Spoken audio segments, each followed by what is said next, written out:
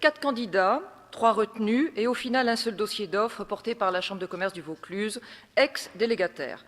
Je ne détaillerai pas l'ensemble de cette DSP, rassurez-vous, mais j'aimerais attirer votre attention sur quelques points qui interrogent tout de même par les obligations que vous avez négociées d'arrache-pied, semble-t-il, avec la CCI.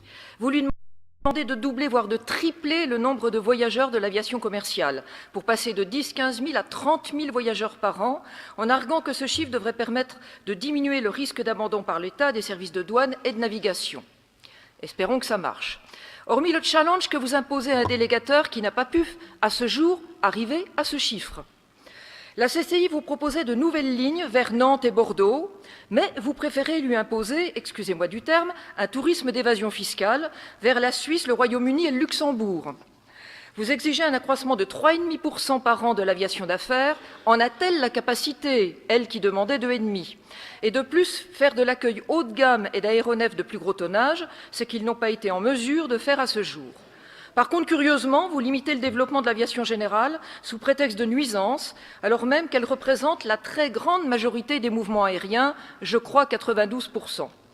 Est-ce réaliste d'abonder dans le sens du souhait d'un très grand développement aéronautique dans le Vaucluse, la CCI se lançant dans la construction de 9 nouveaux bâtiments avec des investisseurs qualifiés de potentiels, mais pas vraiment identifiés à ce jour, alors que les décideurs sont surtout sur Marignane et Lyon, qui sont relativement proches. Alors certes, votre négociation semble très favorable aux deniers régionaux.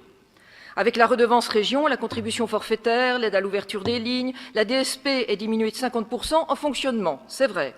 L'investissement à la charge de la région reste néanmoins important, mais conditionné à un réel retour sur investissement, mis à part les 4,5 millions pour la construction d'un nouvel aérogare. Il reste de vraies questions. Êtes-vous sûr de ne pas avoir trop étranglé le délégataire?